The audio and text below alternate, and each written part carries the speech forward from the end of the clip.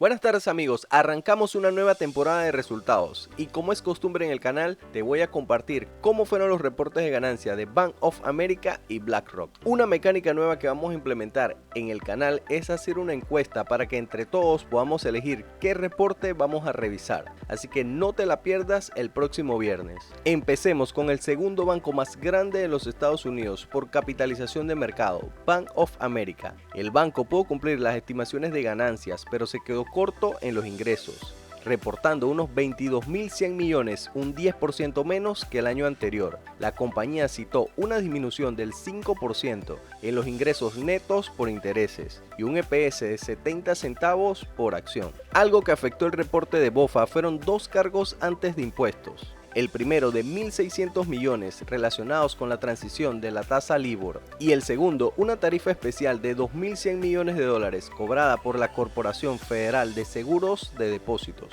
El banco también provisionó unos 1.100 millones de dólares para pérdidas crediticias, 12 millones de dólares más que el año anterior. Los depósitos promedios del banco aumentaron un 2%. La empresa pagó 1.900 millones en dividendos y recompró 800 millones de dólares en acciones este trimestre. No olvides suscribirte y regalarnos un like para que el algoritmo de YouTube haga su trabajo. En el análisis gráfico, Bank of America en el último año lleva una caída del 4%. En el gráfico, el banco se encuentra acercándose a la parte alta de un canal lateral, con un recorrido hasta la parte alta del 12%. El MACD se encuentra bajista y el RSI en la parte media. Como algunos de ustedes saben, si vieron mi último video revelando mi portafolio, que se los dejaré al final, Bank of America era una posición que llevaba en cartera. El miércoles anuncié en el grupo que tenemos en WhatsApp que cerraba mi posición. Únete si aún no lo has hecho, es totalmente gratis, te lo dejo en la descripción. Morningstar le da a la empresa un fair value de $35 por acción, monto mayor a su precio actual.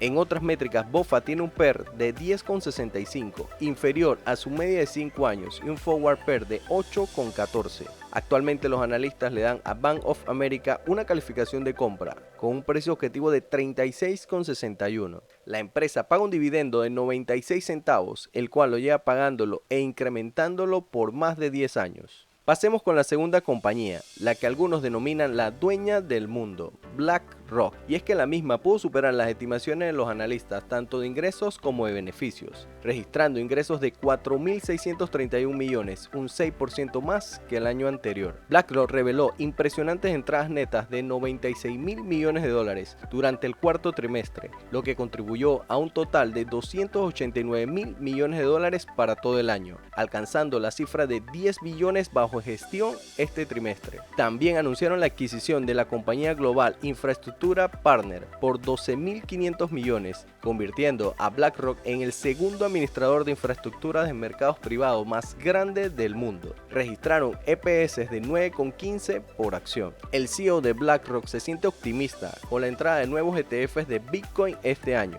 manifestando que la revolución de los ETFs que lideró eShare no hará más que acelerarse. Citó: si puedes crear un ETF para Bitcoin, Dios mío, puedes crear un ETF para cualquier cosa. BlackRock lanzó 19 nuevos ETFs activos en el 2023. Asimismo, anunciaron el pago de su dividendo de 5,10 en marzo. En el análisis gráfico, BlackRock en el último año lleva una subida del 6%.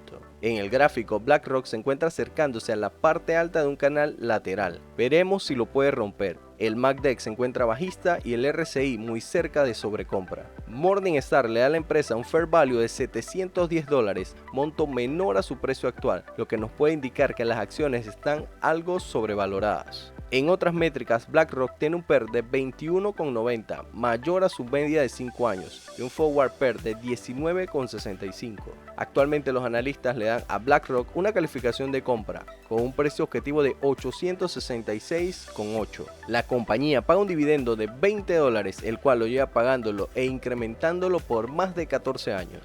Ahora quiero saber tu opinión. ¿En cuál de estas dos acciones abrirías una posición? Si quieres conocer el último análisis que le hicimos a Bristol Myers, aquí te lo dejo para que lo puedas revisar. Gracias por este video y no olvides suscribirte.